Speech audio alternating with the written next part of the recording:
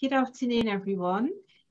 My name is Jacqueline Bowman-Busato, and I'm delighted to welcome you to Open Global Going Beyond Primary Prevention, Building Resilient Policy Frameworks for Obesity.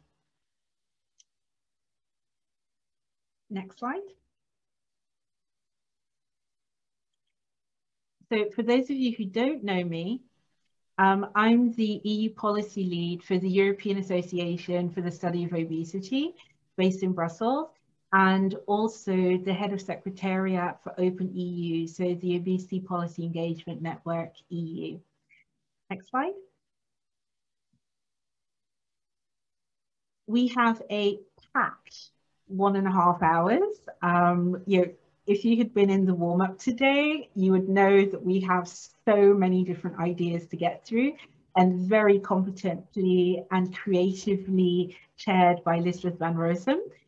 So we're going to start off telling you a bit about, as a reminder, in terms of what is the Obesity Policy Engagement Network, and then setting things in context in terms of the need to build resilient policy frameworks for obesity. And then we'll get into the meat of the discussion across a very dynamic panel, as well as including your various questions and answers. And then we'll have some closing remarks, and then move to all of our respective dinners, lunches, afternoon teas. Next slide, please. A little bit of housekeeping. As you know, we have 1.5 hours. Please do share any questions that you have in the Q&A function. We're on Zoom, so you can see it very easily at the bottom of your screen. Also for Twitter, please use the handle @OpenObesity and hashtag #ObesityPolicy to tweet.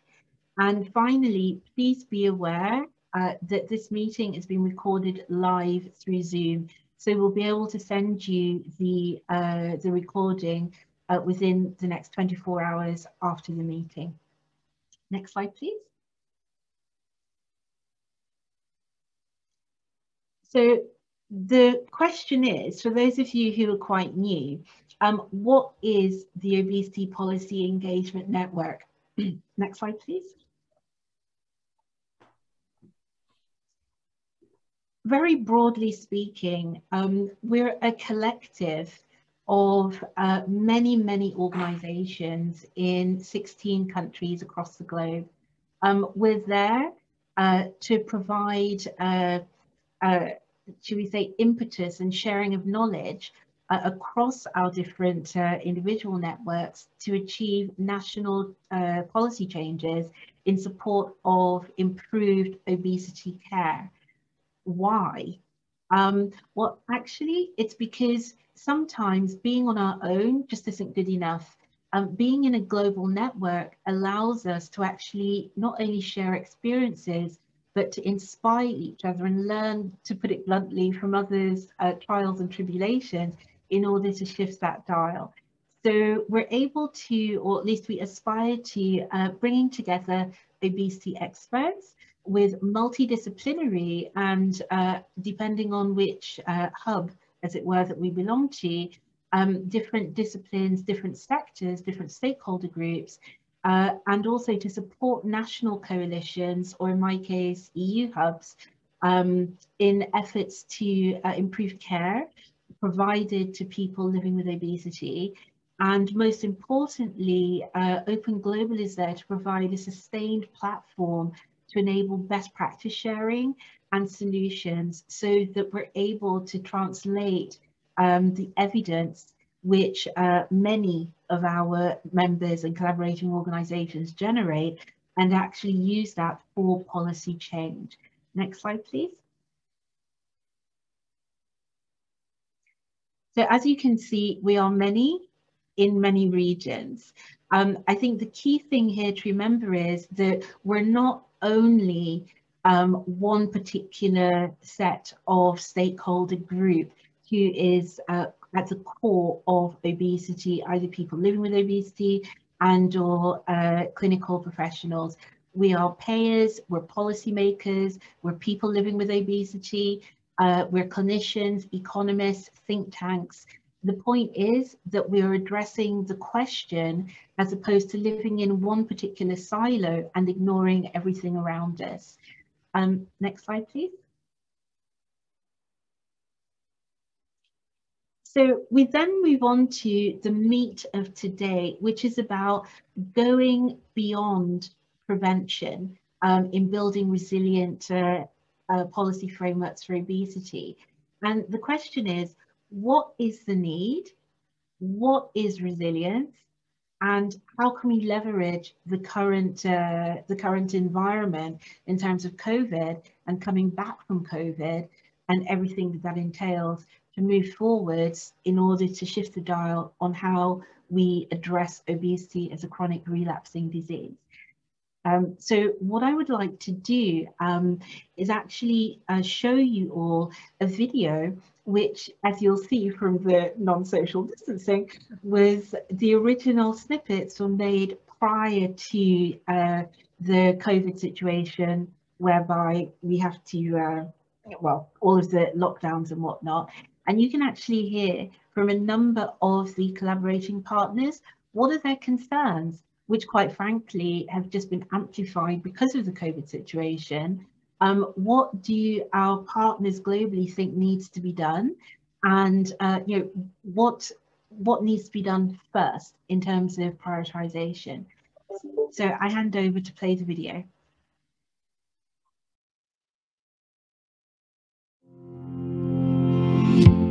I think for me, one of the real challenges of obesity is the different views, the different tropes really that people have in understanding the condition. I think probably the key barrier is for the realisation that people living with obesity are not personally responsible for them being in that condition. I think to change the agenda on obesity in policy and political terms, the agenda has to be moved into a different sphere. It's not a discrete single issue. I think a lack of joined up understanding and strategies leads us to targeting maybe aspects of obesity and not targeting its root causes and the solutions. Because I've seen through my own research how our misunderstandings of the context of obesity have led us to finding answers that don't make sense. We need to be pushing on medical education. We need to be making the public aware of the biological basis of the etiology of obesity, and we need to be challenging policymakers around access to effective treatment. The system is not working. We have tried everything. We have tried eating less, moving more, sleeping better. That's the newest thing. But so far it hasn't been working. So there has to be a better, there has to be a revolution.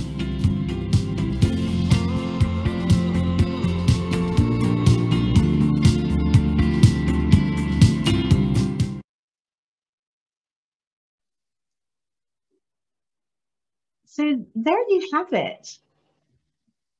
There you have it. There has to be a revolution.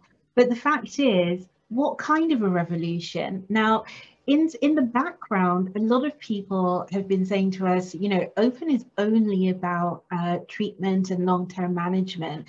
But from a public health perspective, which is how most of the strategies have been built so far, or should we say interventions, the main push has really been on prevention. So does that mean that we should forsake prevention?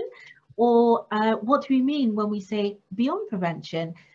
The fact of the matter is, and I'll go on to explain why, and we'll debate very robustly, I have a feeling, later on. The fact of the matter is that there's a need for prevention and treatment.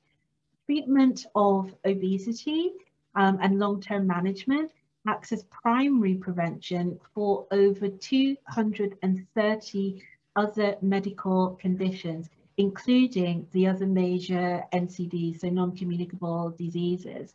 However, if we do not continue with primary prevention, then yes, that 60% of people, of adults already living with obesity, will have access to treatment, but what about the generations to come?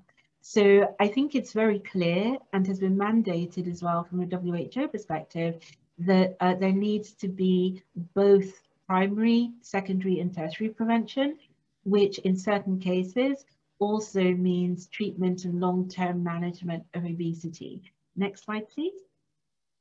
So what does that all mean? Because actually, what we're faced with is, yes, we're looking at and yes, we realize that we've got to be dealing in the world of resilience, in inverted commas, but resilience will mean one thing to me as someone who's been in policy for 26 years, compared to someone who is a layperson and maybe isn't using this language, either because it doesn't fit into their own linguistic vocabulary or their professional jargon. So luckily for us, the World Health Organization has actually come out with a paper which seems to be being taken up at international level, very clearly outlining the 4 elements, key pillars of what they consider to be resilient. So firstly, financing, sufficient monetary resources and flexibility to reallocate and inject extra funds. Governance, effective and participatory leadership with a strong vision, effective information systems and flows and surveillance enabling timely detection of shocks and their impact, where a lot of the discussion is coming in on service delivery and particularly alternative and flexible approaches to delivery of care. And then of course, resources, which is not just about financial resources, but very much an appropriate level and distribution of human and physical resources, and critically, a capacity to increase or an ability to increase capacity to cope with a sudden surge of demand, and which is motivated and a well-supported workforce. So key elements that came up in that video in terms of needs for obesity. Next slide, please. And so we have the definition, which is being taken up, but what does that mean in terms of our so-called new normal? Well, certainly at European level, and we're seeing increasingly at global level as well, that there is no such thing as business as usual, that it's very clear that there is a need to better anticipate risks, that COVID has shifted attention away from major health challenges like non-communicable diseases, such as cancer and obesity, as cited by the European Commission. So what that means is that obesity as a chronic disease, both in the EU facing as well as the EU acting as a global actor, is already prioritised as a key challenge as a non-communicable disease on paper, to be at the centre of any new way of dealing with health system resilience. Next slide, please. So certainly at the EU level, and as I said, it will be EU facing plus EU in the world. I thought I would take a very little where we started, which was basically, on paper, obesity defined as abnormal and or excessive accumulation of body fat that presents a risk to health. That is written in stone from WHO, which means that every single country who has signed up to WHO and ICD, so all of us, actually has that written on paper. However, the expression of that to public and policymakers has been more about energy in, energy out, weight gain, weight management, lifestyle choice, not a real disease. Then came COVID.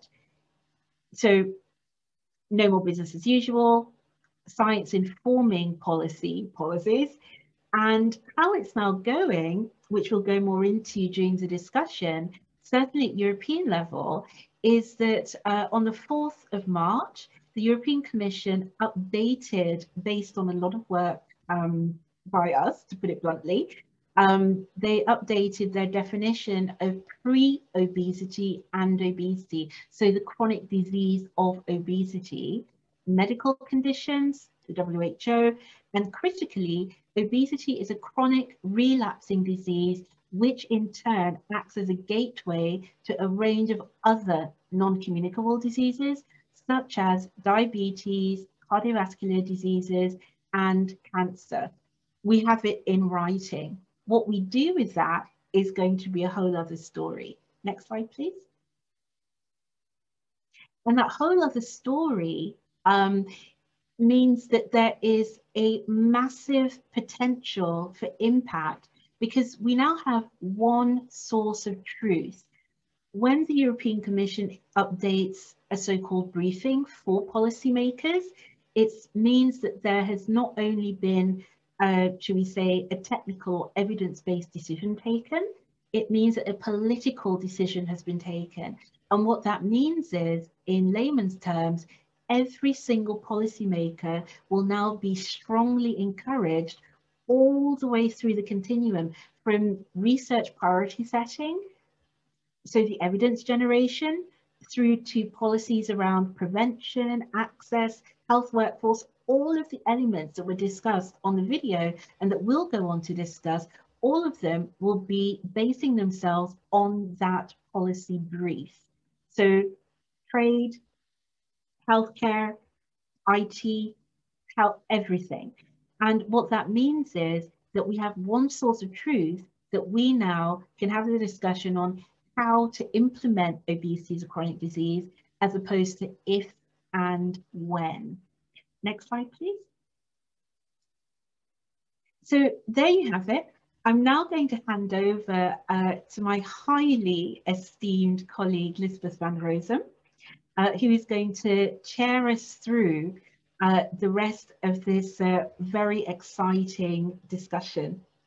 Liesbeth.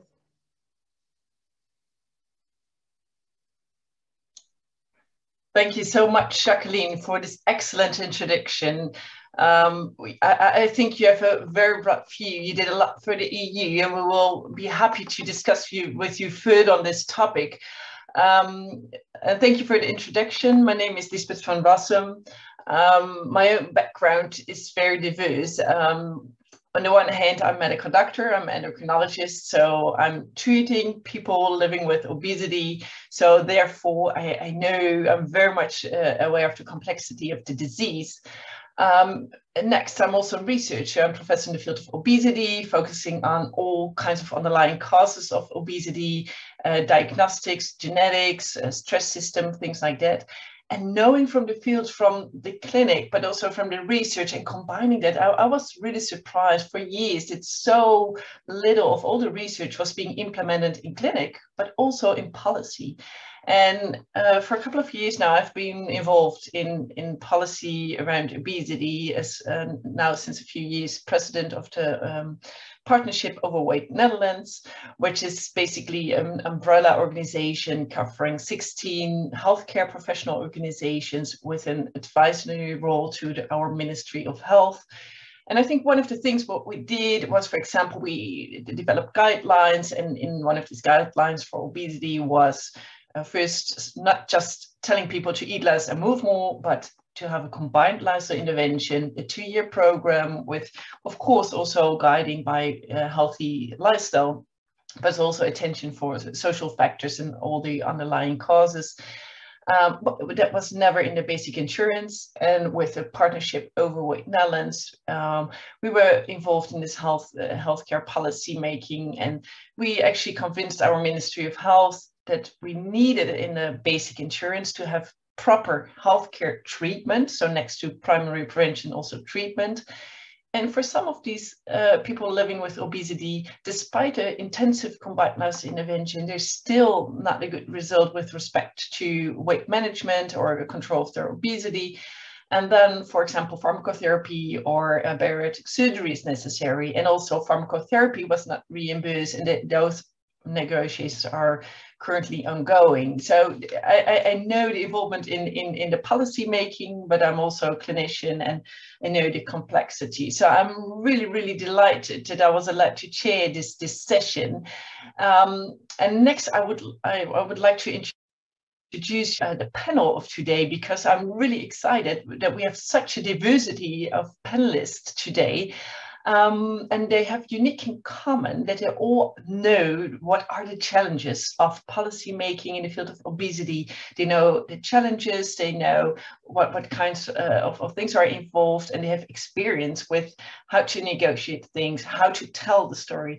And I'm delighted that they want to share with us their experiences today.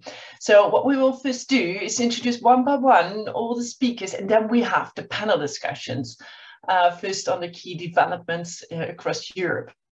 So I would like to invite now Professor Paolo Sciavaccia to introduce yourself, your background short, and then we move on to the next panelist. Hi, Liesbeth. I hope you can see me, because I received some warning message, but I think now everything is okay. So thank you very much indeed. My name is Paolo Sciavaccia. I am chief of the Internal Medicine Unit and an Obesity Center, which is also an IASO-COM, that is a specialized center for the treatment of obesity.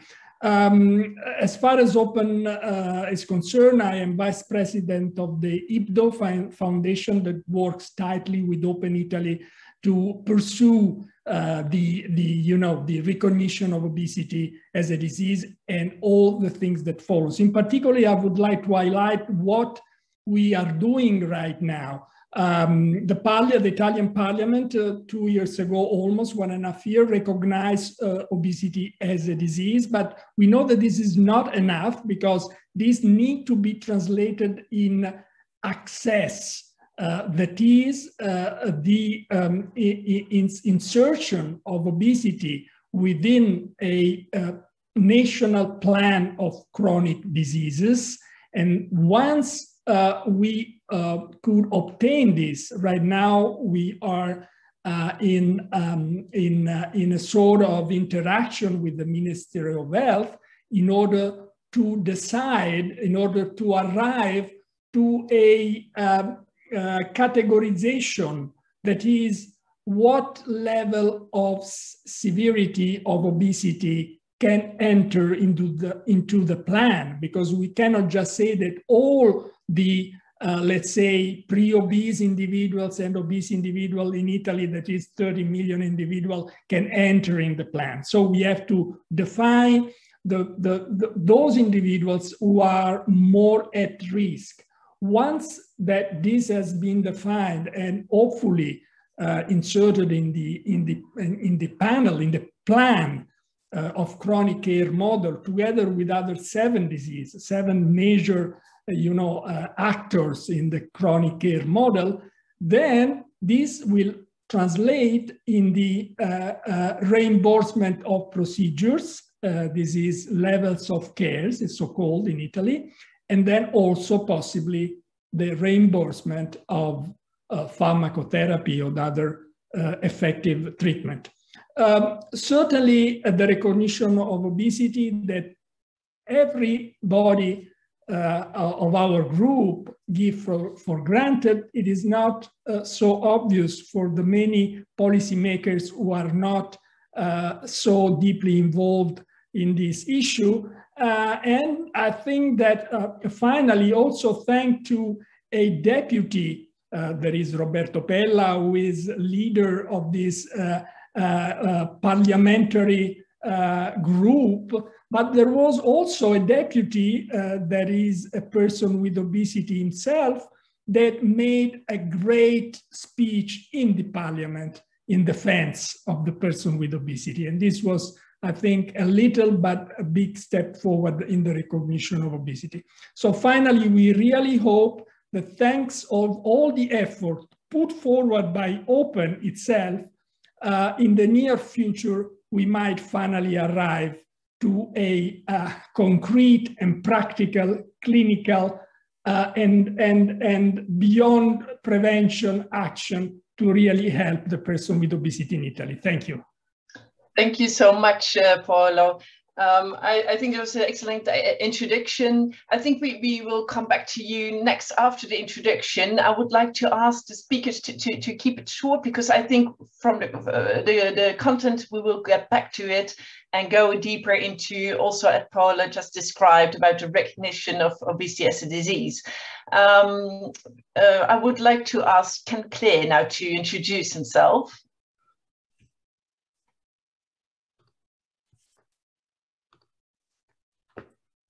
Hi.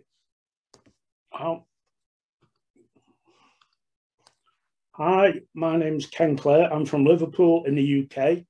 I've lived with obesity all of my life since childhood. I'm currently the Director of Obesity and Metabolic Surgery Services for Obesity UK. I've been involved in the European patient movement since 2013 and am now Chair of ECPO, the European Coalition for people living with obesity. And I've just taken up a post as the lived experience voice in the Centre for Applied Obesity Research at Leeds Beckett University. Thank you.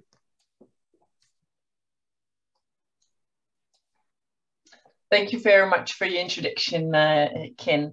I would like to hand forward to ask Stuart Flint to introduce himself.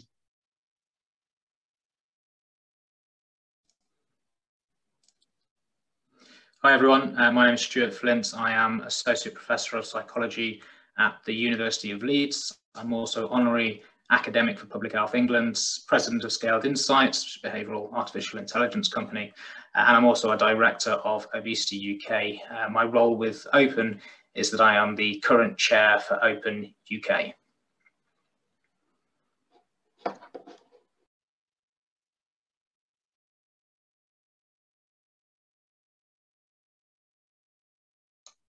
Thank you so much, Stuart. And the next panelist I would like you to introduce is Andreas Hurt from Germany.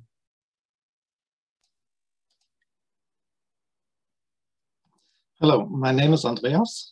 I'm not a patient myself, but I live with my girlfriend who suffers from obesity, and I'm a patient advocate.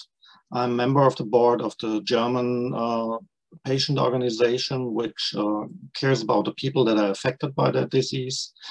And since a month, I'm the member of the board of the German Obesity Alliance, which is a multi-stakeholder organization, which brings together industry, health insurance, patient organizations, and everybody who's interested in that field.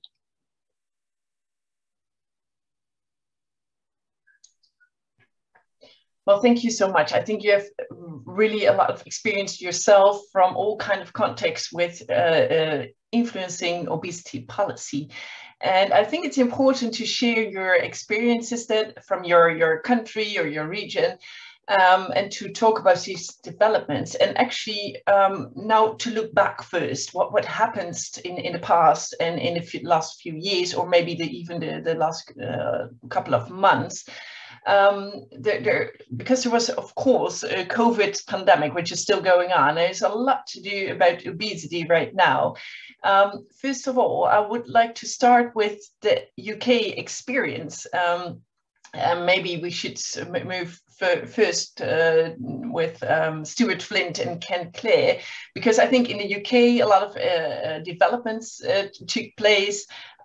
Your Prime Minister actually developed a severe form of COVID, was in the news everywhere, was critically ill, admitted to the ICU. And then there was a new policy that 70 million was spent into weight management services as part of a what they call landmark obesity strategy. So I'm wondering, what's your opinion about it? Is it spent well? Was it effective? Should be done different? Could you share with us these experience within the UK? Sure, I'll go first, Ken, if that's all right. What I would firstly say is, in terms of policy developments, the UK actually has been developing lots of policy initiatives for a long time. There was a paper that was published this year in March 2021 that looked back at all of the policy initiatives that have been suggested between a period of 1992 and 2020. And in fact, what we actually know is that there's been 14 policies or new obesity strategies put forward, many of which haven't been implemented. But what's key there is that the majority of them focus on individual behavior change, and in many instances are not appropriate for what we actually know based on evidence about the experience of people living with obesity, and actually the types of support that people living with obesity have asked for as part of their lived experience and the journeys that they have. What's important to note with the most current obesity strategy, which you've alluded to there, is that, of course, this came out of the COVID pandemic. It's, of course, been something that's really been, I think, seen across the world as a result of Boris Johnson's experience of COVID, actually, which was then attributed to his severe illness, was attributed to his weight status. And what's come out of that is this obesity strategy. Now, it's important also to note that we're still understanding the different mechanisms of how this strategy will work. But as you mentioned, 70 million has been suggested from Department of Health and Social Care to go to NHS and local councils in terms of weight management and other courses or programs as such. Again, I think the issues here are that the majority focus on supporting individuals to change behaviours, primarily focused around eating less and moving more, which of course we all are very well versed on that simple message, not really reflecting the complexity of obesity. And of course, as we actually know from the UK government, because it was the UK government who produced the Foresight report in 2007, that it doesn't reflect the many different factors across several different domains of obesity that actually contribute to weight gain and potentially may mean that somebody is living with obesity. So those simple, I guess, focus of the obesity strategy is not going to be appropriate going forward. It hasn't been in the past and it won't be going forward. So I think that's where some of our concerns lie. What I should also mention, which of course is very relevant to that, is that the majority of policies previously, and indeed the current policy, focus on what we would describe as population health interventions. So, reducing sugar content in drinks, the soft drinks industry levy that of course came in previously, calorie labeling, front of package labeling on foods, addressing marketing of unhealthy food and drinks. Of course, that could be subjective, what is unhealthy and what isn't. But all of these things are very appropriate, I think, from a population standpoint. They're going to benefit everybody across the population. Are they relevant? Are they specific to overweight and obesity? No, I would say they're not. Yeah, so I think you're basically mentioning now all the primary prevention, but you also have the treatment. So there is the weight management with respect to treatments, and you have the primary prevention. Looking at Ken, do you agree in this story? Was it spent well? Should it have been done differently? This plan. Of course, everyone was sad to see the Prime Minister suffering, and he did go to intensive care, and he came out of hospital and he described a road to Damascus experience, and that had changed him. And there was a lot of anticipation from everybody. Thought they were going to get all this money. And I've been around long enough now to hear that the public health people think they should have all the money for prevention. The surgeons want a lot of money for their arm, and the medication, and the psychologist. And I'm at the centre of that, and I've been watching that debate for a long time. And I think Stuart put it really well. We've not solved anything with this current legislation. So from the patient perspective, what would you advocate to change it? Of course, I don't want to see any other child or young person go through the life that I had. So I think we've got to bear in mind that. But it is a disgrace that so many people are waiting for complicated treatments in the UK. And people say, well, it's either the surgeons or it's the drugs, but it's psychology, it's support, it's dietetics. It can be so much more in a package of care. And I think that is what we've got to look at for the future. Yeah, look at the whole complexity, actually. Well, that maybe is also a good bridge to recognize it as a disease, because that's part of the complexity. It's not simply eating less, moving more, it's solved. That's because the body has, once people have been living with obesity, the body basically becomes reprogrammed. The body weight always will go up again, despite weight loss. You always want to go up again. So therefore, you can control it and you can get in remission of obesity, but you will never lose the disease. And that's important with all the strategies, whether it's combined health interventions, pharmacotherapy, or bariatric surgery. And I think Jacqueline would like to add on that. Yes, I would actually, because as you can probably tell by my accent, I grew up in the UK, I grew up in London, but I've been living in Belgium now for 26 years. And to be honest, looking at what's been going on with the so-called strategy in the UK, and I'm going to be very direct on this one, I completely agree with what you were saying, Stuart, as well as Ken, wholeheartedly. But I think that the root cause of what, to be frank, outside of the UK, we were thinking, how is this even happening? It was down to a complete lack of basic understanding of the disease of obesity. I mean, that's what came through in terms of the government reaction. So as someone looking from the, in effect, outside in, I was really struggling and feeling your pain as advocates in the UK, because if you've got a set of people who don't even understand the basics between what is the basic definition of obesity, they've spent years and years on one element, one symptom of the disease, which is basically weight management, as opposed to the integrated approach that Ken, you were very well outlining.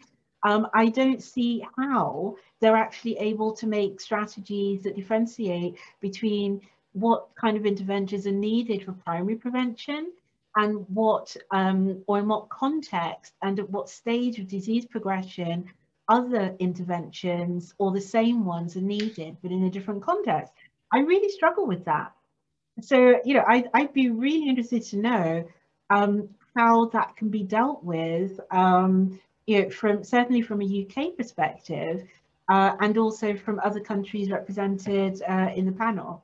Yeah, I think that's a very good point, and it's maybe also a nice bridge to go over to Germany and the experiences of Andreas. We already heard Paolo also telling about recognizing obesity as a disease, including the whole complexity, and he told us about also the consequences maybe for reimbursements. What's the experience in Germany about that? So you did also recognize it as a disease. What happened? The thing is, just as a precursor, it was not necessary to recognize obesity as a disease from a legal point of view. There's no direct legal implication to that. But the German parliament did make that decision encapsulated in a diabetes strategy. So it was not obesity on its own. That was just a political thing. It needed diabetes because that was on the agenda for years in order to get obesity through. So I'm fine with that. The thing is, it's just paper as of now. And there's a paper that says we need to do something. It's not a law. It's just recommendations to the government to do something. However, what's in that recommendation, it's quite fine. It covers a lot of areas we talked about. It's not only prevention, it's therapy as well. And furthermore, it acknowledges that we do not know everything yet. So in it is that we need to do more research in prevention in order to find effective prevention measures. We shouldn't pretend that we know everything. The same is true for therapies. We don't have great therapies right now. We have some which are more or less working, but we don't have the best therapies that we can think of. So research is another topic, and follow up to research to get that new knowledge into the head of the practitioners, into the heads of the physicists. So those 4 different areas, they are all covered, and I'm happy with that. But the thing is, again, it's just paper right now, and that needs to be turned into action. And this is what we need to work on during the next 2-3 years in order to make it actually happen and to get the patients the access that they need. Yes, thank you. So research, more research, but so basically more knowledge in the whole audience, also healthcare professionals, medical education, as we heard in the video. Going to Paolo, what happened after it was recognized as a disease? What do you think for the future, or what are the next steps? How can we really change obesity policy by recognizing as a disease? Well, first of all, I would like to underscore the fact that beyond the obvious need to know more, to do more research, and to find out all the possible preventive measures that right now are so difficult to implement, I think that as a group, Open should really tackle the access to care for a disease that should be recognized as it is recognized type 2 diabetes, hypertension, and dyslipidemia. And unfortunately, we are far from this. We need specialized and recognized center. Most of the patients very often, too often, unfortunately, are left alone, and they go here or there because in their region or their town, the GPs do not know where to refer them to. And therefore, all this should become, after the Ministry of Health, on the basis of what the Parliament approved, include obesity as a chronic disease. So I think all the efforts should point to this. And as a group, we love science, research, prevention, of course, but I think we have to be sharp in acting towards the recognition as a disease and in a access to a care model that recognizes these individuals to deserve all the possible integrated action to combat complications and to reimburse all the treatment, because it's not their fault, it's a disease, and they deserve this like the other chronic care diseases. I think this is a great contribution, that we should have more recognized centers who have the experience and the knowledge to how to treat it well, and not only bariatric surgery, but also the pharmacotherapy, also all the lifestyle interventions, psychological therapy, and it all starts with recognizing the complexity in disease. I think Italy, Germany, but also the Netherlands and Portugal are great examples of recognizing a disease. But then looking at Europe, looking at Jacqueline, what about the other countries? What can we recommend them? How to get it also recognized as a disease? Because we just heard it's a major step to have better healthcare and a better treatments for people living with obesity. Yeah. Okay. So I think I'm going to take two big issues here. Firstly, I'm going to be, as is my wont, slightly controversial and say this isn't so much about convincing about recognition. It's on paper. This is both at EU level, facing EU and globally. So actually the discussion is now about implementing that piece of paper and also on making sure that obesity is categorized. Now, that's all about the language, but legally, and I forgot to say I'm a lawyer by education, 26 years worth of policy. So it's actually the language that matters as far as lawmakers are concerned. The difference between recognition and categorization is that recognition actually depends on somebody's empathy, sympathy. I believe in this, I have faith in this. Categorization, does it meet the criteria? Yes, no. Is there a legal basis? Yes, no. How do we implement it? Massive difference. So the stage that we're now at, certainly that we're pushing at an EU level, is that, from an EASO, so beyond open, but from an EASO perspective, we now have become the expert secretariat to the European Parliamentarian Interest Group on Obesity and Resilient Health Systems. So we're able to push from within in collaboration with key policymakers. We will also the official peer reviewers, funnily enough, on the updated European Commission brief on obesity prevention. We did a massive piece of work as part of a joint research project funded by the Commission on the language of obesity as a chronic disease, which we start to see populated everywhere, so that actually, and this is something I think in terms of moving that dial, is to talk about obesity as a chronic disease in the language of other chronic diseases. So pre-obesity, obesity, remission, all of these sorts of things, so that actually policymakers understand where we're coming from. Firstly, they understand where we're coming from, and it's much easier for them to say, oh, I associate that, let's categorize it correctly, and then move through. So you basically mean also they need to understand the disease and what's going to act on it. I'm also wondering, Stuart and Ken, do you think in the UK, would it make a difference if there would be a governmental recognition of obesity as disease? We just heard also Andreas saying, well, it's actually basically from an official point of view, it's just paper, it shouldn't be needed. But still, we just heard also from Bola, it's really important, makes a difference. Do you think in the UK, would it help to make better strategies and better taking into account the complexity? What do you think? Ken, do you want to go first this time? Conscious of not hugging it. Thank you, Stuart.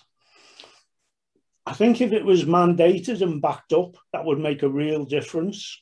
We have an institution called the National Institute of Clinical Excellence, and they produce guidelines. But unfortunately, they're only guidelines. There's no, they can't be pressed at a local or clinical level. So I think if it was done at a governmental level and changes were made on the back of that, I think that would be a real positive step. Stuart. Yeah, my feelings on the need to recognise obesity as a disease to change policy is one that I don't think it would be needed, or it shouldn't be needed in the UK, and that's because actually in the UK we've actually developed such a wealth of evidence about the complexity of obesity. I mentioned obviously the Foresight report previously. I've mentioned other policies that have been developed over time that really talk to the holistic nature or requirement around how and in what ways we best support people. Only in 2016, the Public Health England led a whole systems-based approach to obesity, which really recognised the need for much wider considerations, wider stakeholder engagement, etc., etc. So, we've actually got a lot of information and a lot of evidence that would suggest that we need to change the way that we're approaching overweight and obesity. It's just not come forward. So from my perspective, we've already got sufficient information that would say that it shouldn't be needed. If we really look at some of those different emotions that I think have already been mentioned, I'm not sure, somebody else mentioned it not so long ago, empathy, compassion, supporting people, these are all things that are fundamental to healthcare, irrespective of a health condition or any other reason for why you attend healthcare. If I slipped and fell over, or I had you know, a long-term health condition, irrespective of the reason why I went to healthcare, I would expect to be treated with compassion. I would expect to be supported in the right way. So actually, these are fundamental elements of healthcare, and fundamentally should be part of the way that healthcare is delivered. So I think where we're seeing unequal access to healthcare, where we're seeing unequal opportunities in terms of the types of care that could be provided, etc., that's actually going against the values of what we expect from a healthcare unit, a healthcare service. So recognizing obesity, it shouldn't be driving that. Actually, it should be, are we delivering healthcare services appropriately and in line with what the values are? In the UK, the NHS value, the core value, is that everybody has access, equal access to healthcare. So yeah, I think you're also addressing a very important point, because I think you also the weight stigma, which is a major thing, and it probably obesity is one of the most undertreated diseases based on simplicity thinking, but also weight stigma. Just eat less, move more. You have to blame yourself because it's an individual problem.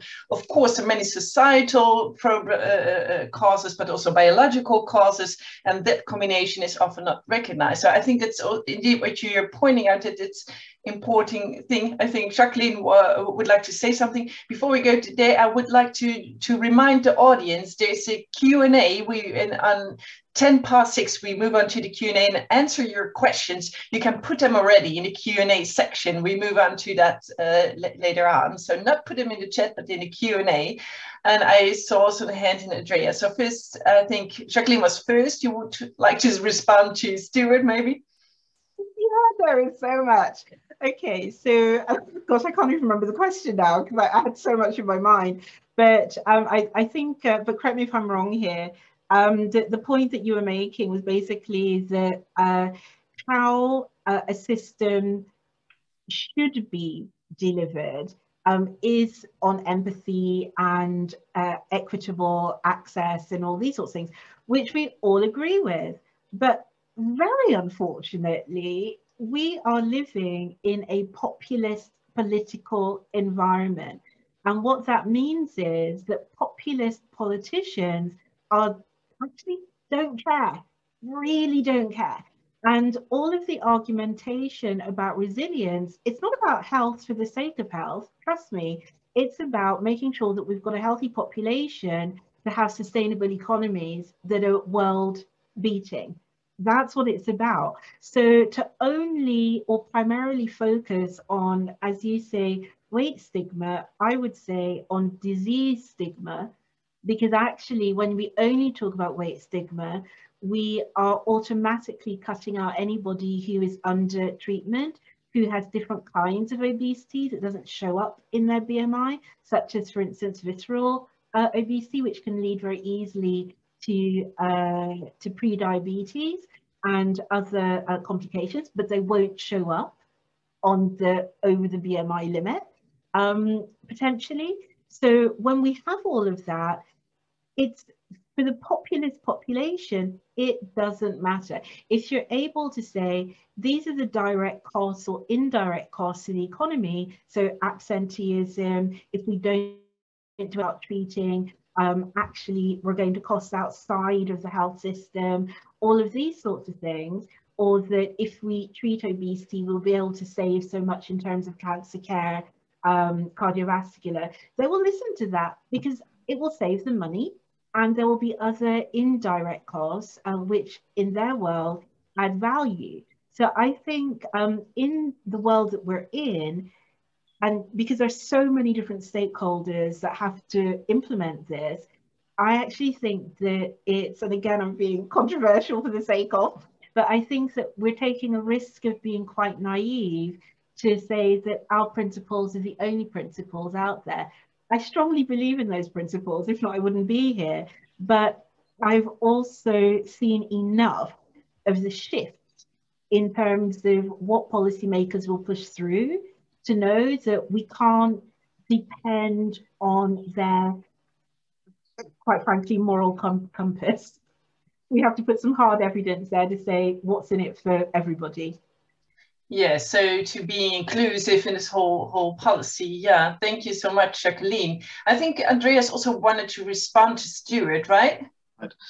Just quickly, not to get wrong or understood wrong, I mentioned the recognition is just paper as of now, and there's no direct legal implication. However, it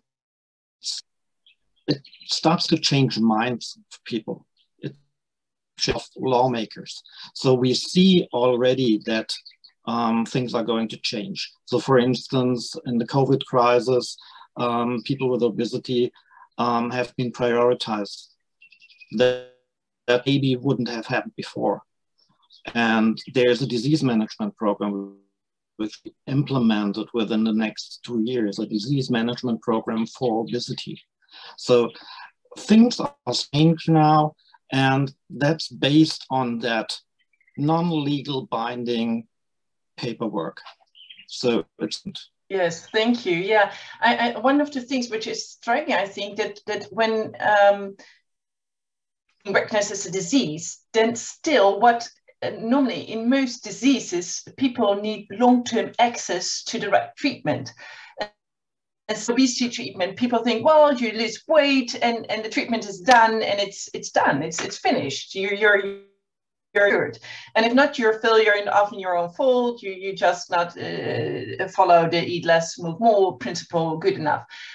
But basically, no matter what's the cause, because causes can be very diverse. Of course, unhealthy lifestyle can be a cause, but also sometimes medication use, genetics, endocrine causes, the mental disorders. There are many causes, but once you are living with obesity, it's really hard to manage the disease.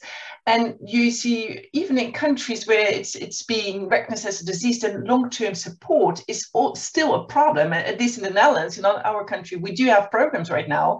But to convince people, yeah, well, you just cannot stop at once the pharmacotherapy because the weight will go up. Or even after a long-term combined lifestyle intervention, people need follow-up because, well, yes, after these 2 years, still you are living doesn't matter what your weight is, that you're still living with obesity, and you still have to have extra treatment and attention to support you. And so Paola, for example, in Italy, is there attention for the long-term support if it's now recognized as a disease? Do you see some movement in that perspective? Not yet really. And I also would like to add that we are all facing a sort of spillover from the primary prevention, in which eat less, move more may have sense, into the treatment phase, in which we could speak of secondary prevention, treating the complication and avoiding the disability and the mortality, okay? So speaking with, we have to stress this and to say, listen, okay, the prevention, but and okay, eat less and move more in the primary prevention. But now we are talking of a complex, relapsing, progressive disease, and therefore the narrative is all different, and we have to build up a new system. This is not obvious, and that's why we are struggling to pursue this. And it's very important to me to separate primary prevention from the other phases. Once you got the disease, then you need other measures, okay? I think that's a key point there, because what I often compared with this, it's you have a water tap with there's water running and the tap should be closed. It's the primary prevention that not more people are developing pre-obesity or obesity, and also childhood obesity, very important as a prevention measurement. But still, the bath is full, the water is there, and there are a lot of people already having obesity or pre-obesity. So you have to unplug the bath. The bath will not be emptied without any extra measure, and there the treatment will be there. And I agree with you, because, well, the reality often is that people living with obesity, we're waiting until the first heart attack or cancer develops, then we start adequate, good medical treatment. But why waiting until cancer or heart attack developed, and why not treating the gateway disease leading to, as Jacqueline also mentioned, 230 complications? And one of the major complications we are seeing right now with the COVID epidemic, I mean, people are admitted to the ICU all over the world now that's really, but prevention, primary prevention is good, should be done, it's a no-brainer, and we should do much better than we do now, but we need more prevention, secondary prevention, as you say it, but it's actually also treatment. That's basically the same. Is there any of the panelists looking forward to the future who can, what do we need from our governments as a next step to really manage these new looking at obesity? Do we have to explain more the why, the complexity, or should be more concrete in actions? Could you comment on that, maybe? Yeah, Stuart. I'm happy to comment. Yeah, I mean, I think from our perspective in the UK, it's, what do we need? We need, as we've already mentioned, more holistic approaches relating to obesity that are going to support people when accessing healthcare. We need longer term support that reflects the fact that we're ultimately talking about a chronic health condition, but we keep shelling out these acute solutions. So, clearly if it's a chronic health condition, we need a long-term chronic support mechanism as well. So, and that's certainly something that is being discussed in UK government, I can tell you that. So hopefully they will come to fruition. And there's certainly a need, as we've already mentioned, to better educate healthcare professionals, as well as address stigma that is evident across many different levels of society, from policy down to community to healthcare, and of course on a more of an individual level. And you say it's being discussed. Can you be more concrete on it? Are there any specific actions you think they will be successful, or which actions are being discussed right now? Can you comment on that? Well, there's certainly a recognition, and in the expert working group that I'm part of, there's certainly a recognition of needing much more longer term support mechanisms through the higher tiers of healthcare that we currently have for people living with obesity. How and in what ways they're going to be delivered, I think will be seen over the next 3 to 5 years. But certainly that is something that is being discussed right now in government. We had a discussion about this actually only 2 weeks ago, so it's very much on the current agenda. Yeah, it's really in the agenda then. I think also the pharmacotherapy partially is being reimbursed right now. How was that achieved? Sorry, just repeat that question to me again. Yeah, well, actually, it was in the UK. I think the parts of the pharmacotherapy options is being reimbursed. What I understood in the UK, do you know how that was achieved? Was there special attention, or was it due to COVID, or was it already scheduled before the pandemic? I don't know too much about that, to be honest, so I can't really comment on that one. Maybe anyone others from also knowledge from the UK, Jacqueline? Yeah, pre-Brexit. Oh, okay. Yeah, so pre-Brexit, basically, because the UK was under, so NICE would have been under the EMA, the European Medicines Agency. Once there was a pan-EU authorization for health technology assessment, that would have made it much easier because NICE had their representative at the EMA. I would also add as well something to be very careful of, that under EMA, and I'm guessing NICE as well, because it's not been that long, obesity pharmacology solutions are under weight management.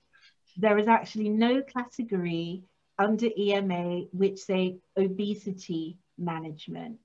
And that takes me even further along the line of, to answer your question, Liesbeth, about, what do we need from governments? To put it bluntly, we need them to understand this is not about weight. This is about a chronic disease which is based on adiposity, if anything. So body composition with mental health as well as physiological impact. It is not complex. Politicians don't like the word complex. It means that they switch off and walk away. This is about onset, boom, boom, boom. Disease progression, stage 1, A, 2, 3, 4, boom, boom, boom. That's what they will hear and understand. And then they will say, and do you have any figures to back that up? And all of the scientists will say, yes, we do. Here's a nice long list. And then they'll be able to have that discussion. But to keep on saying complex, for people who are not scientists, it is the kiss of death. So don't you think sometimes the narratives, you need the narratives? Yes, What is a complex situation? Don't call it maybe complex, but give the examples.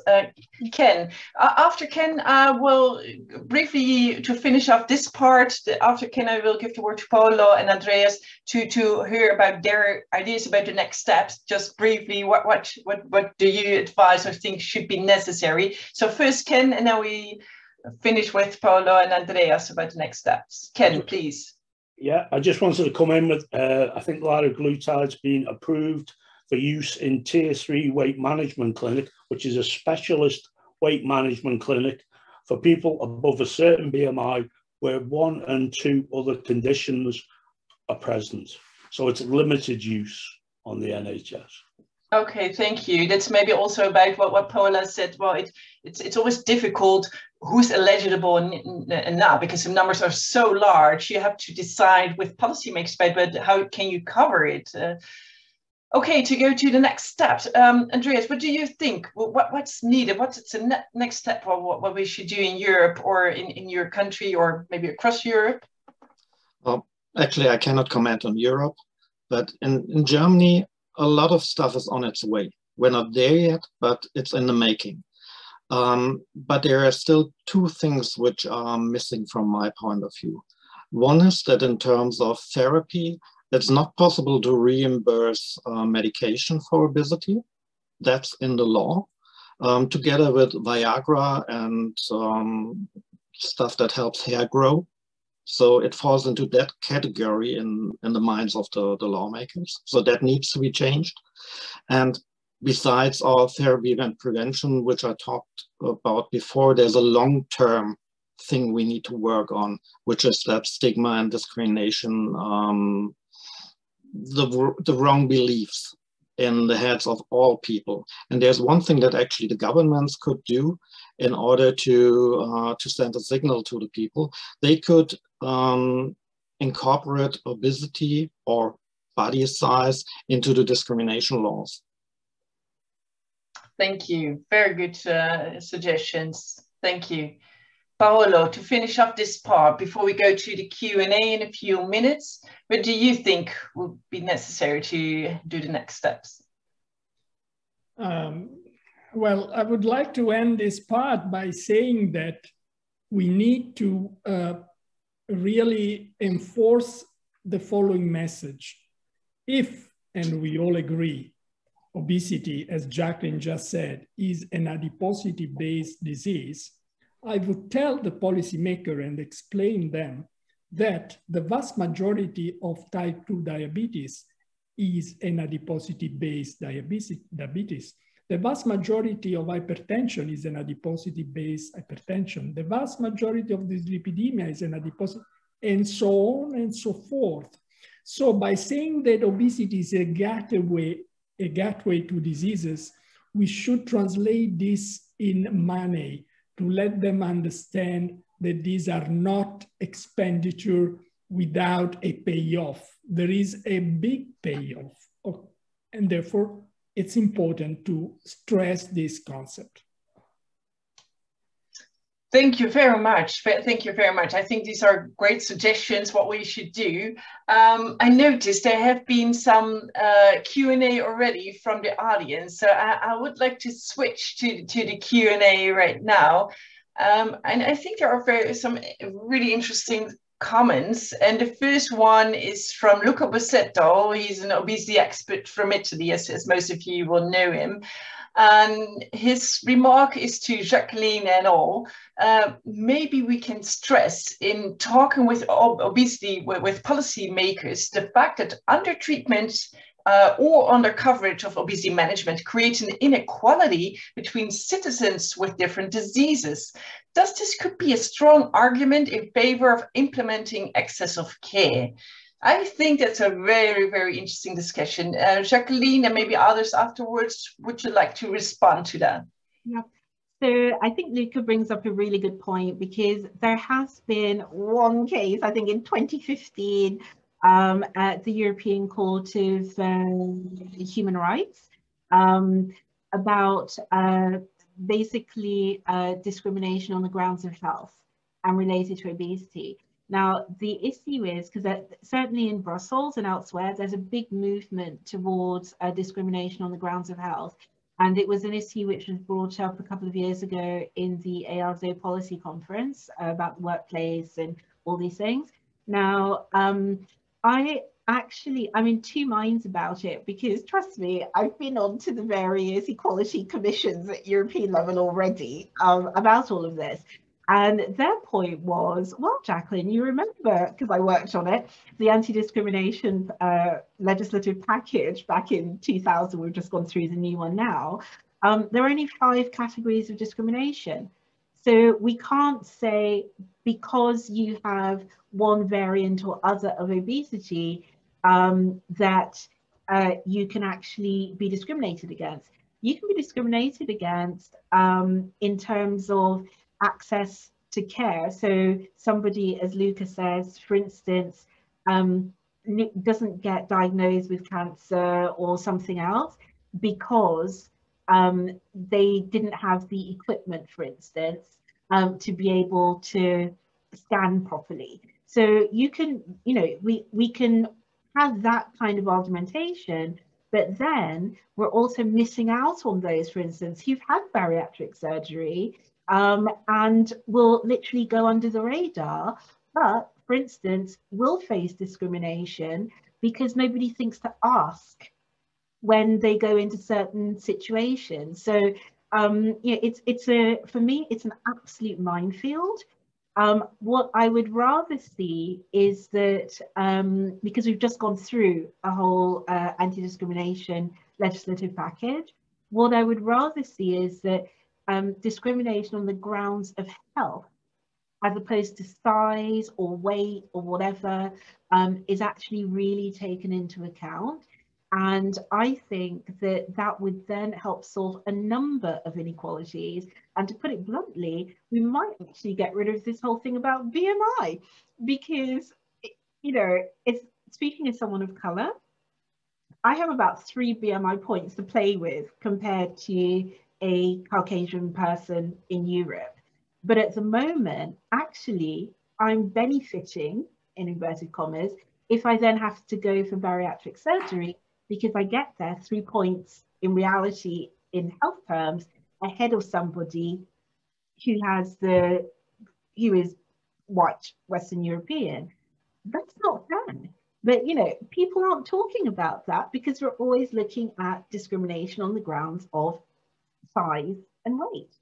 So, I think if we actually started saying discrimination on the grounds of health, which is what a disease should be measured on, then I think we'd be in a much stronger position. Yes, I think that's a very complex situation, because we need, on the one hand, we define obesity as a medical condition with too much fat accumulation and puts a person at health risk and a gateway disease to the 230 complications. So that's a whole big definition. But then for prevalence and in the office, it can be a struggle how to define. And that maybe also relates to a very interesting question, I think, here of Dr. Adelaide Gonzalez-Barnes. And this colleague is asking how to make an adequate survey of the prevalence of obesity in a population if BMI is considered not to be used for the diagnosis of obesity. Well, that's a very good question, I think. Is anyone, one of the panelists, who wants to respond to this one? Well, I can try, although certainly it is not easy, because in one hand, we continue to criticize the BMI, which is an imperfect measure. Also, we need cutoff, but we don't love cutoff.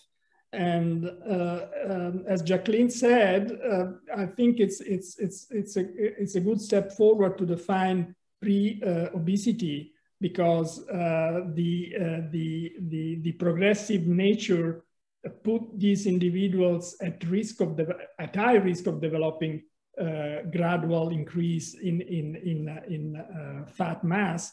And therefore, of course, we would like to have other measures. For example, just an example, we know that two-thirds of those type 2 diabetic individuals who are normal weight by BMI, that is BMI below 25, have increased fat mass and increased waist circumference. So how do we define these individuals?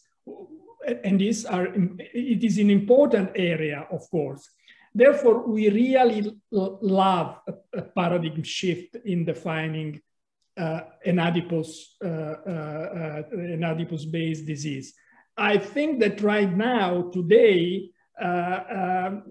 we should stick to BMI just because we have really to fight and to struggle to, put forward our thoughts, the one that we are shared today. And for the policymakers, we cannot make too much confusion. Listen, policymaker, it's an adiposity base, BMI, circumference. They say, listen, it's too much. Okay, so we have to be sharp. So right now, I think we should stick to BMI, but with a very open mind to really overcome this imperfect measure. Yes, and the same person who asked the question says also, well, this question also relates to the existence of large bodies that are not living with obesity. So I can imagine you mean like bodybuilders or people with lipedema or lipodystrophy with specific. So I can imagine. I mean, a bodybuilder will not often be mixed with a. These are the striking example, Yes. of the imperfection of BMI. But yes, but don't you think so? So you mentioned also waist. You don't think that we should combine the BMI with the waist as a measure of at least fat accumulation at another region? I'm sure that, and we are working in this direction in the different setting, that guidelines that take into account other measures and algorithm that considers other measures and complication-based guidelines are extremely important. So that's absolutely crucial and extremely important. So no doubt about it. I just said that in talking with the obesity, with the policymaker, and I come back to what I said initially, the fact that we need to consider a part to include in the chronic care. It's too difficult today to say too many things. That's my only, Yes, and I think it's caveat. Also to add also the complications. You see a lot of guidelines now moving exactly that direction, as you mentioned, not only BMI, but including not only hypertension or diabetes, but also other obesity-related complication, which we absolutely need it. So yeah, I think Andreas would like to add something. Andreas.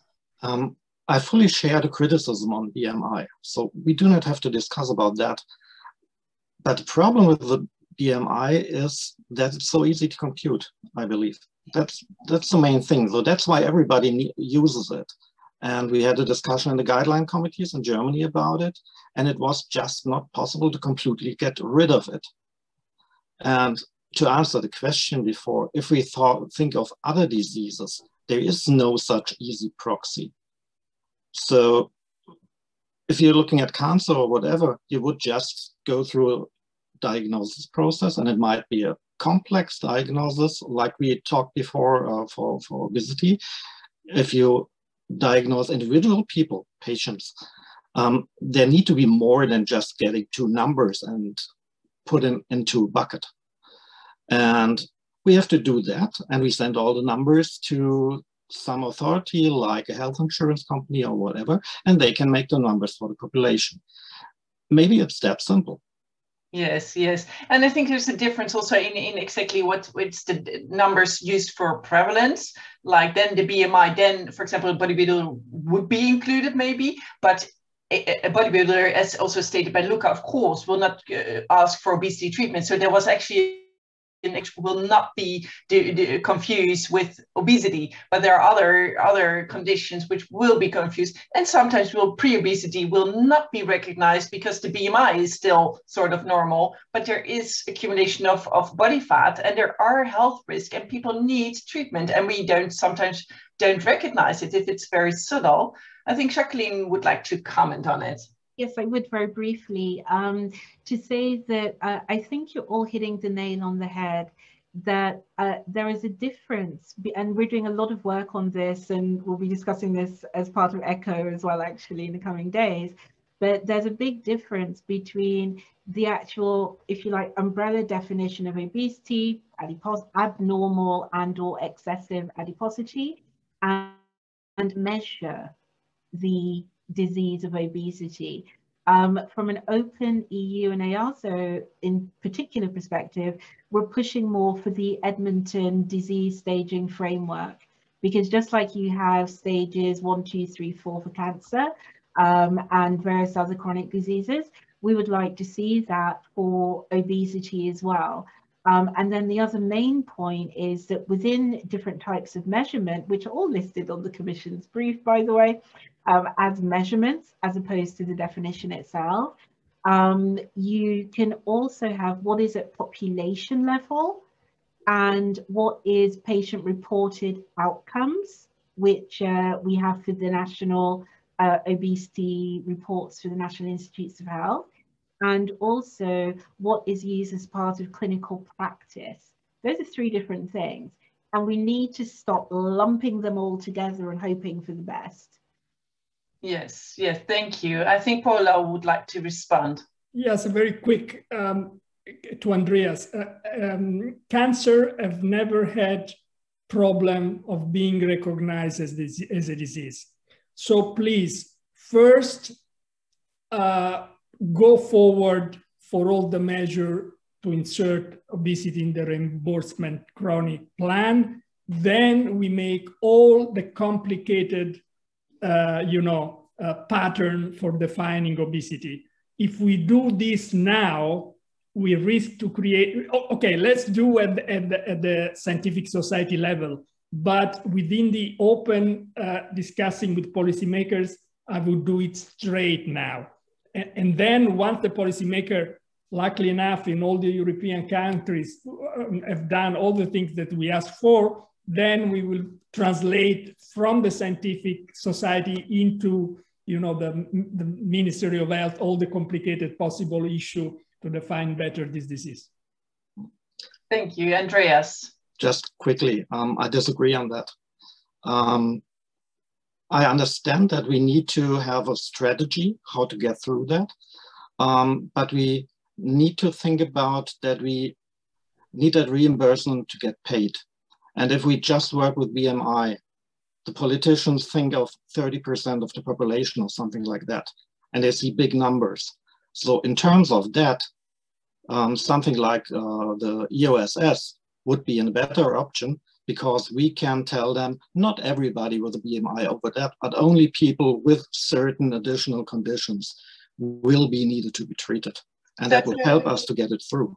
So maybe, Andreas, would you suggest also maybe there would be a subjective role for the healthcare professional that within the relationship with the patient, that you can discuss also what is the situation beyond BMI? And I see here so in the Q&A, Petronella Jerson is saying, sorry, easy is not an excuse. Giving everyone with mental health problems, giving Valium is also very easy. No one is suggesting that you shouldn't go for the easy way, but maybe But I think there's a difference maybe, because some things we have to do easy, because for policymakers or prevalence of obesity, well, you need large numbers, but maybe in the office to provide good care, and it should be complex. It actually is complex, I think so. I think Jacqueline wanted to respond, and before you go to, I would like to give the last word to Ken to hear some patients' perspective of what we should do, and ask our government to finish off. So first, Jacqueline, you would like to comment, short, brief? Yeah, I was going to throw in this extra bit of news. Basically, governments, certainly across Europe, and we're seeing increasingly globally, are not looking at siloed intervention by intervention. scattered all over the upcoming legislative text is a concept called outcomes-based healthcare. What happens to that person 5 years down the road? Do they avoid various complications? Do they go on to, you know, live a full active life? All these sorts of things. So I would say that when we're thinking and asking governments to think things through based on our discussion, that we're not asking them to, you know, prioritize obesity because we think it's really important and or because people are dying. Think about obesity as part of a much longer health continuum. And when they start thinking about treating obesity, as Paolo was saying, actually, they're able to claw back so much above and beyond the money from other costs, shall we say, both direct and indirect, which will then be avoided basically in terms of both the individual's health, the population's health, and quite frankly, the economy as well. Thank you so much, Jacqueline. Very, very clear. Ken, for the last, very last part, before we close the session and do the whole recap, do you think there are any other suggestions what we didn't mention yet? What would you suggest for our government for the next step, what to do? I clearly believe we need to stop thinking about episodes of care in what's a lifelong chronic relapsing disease.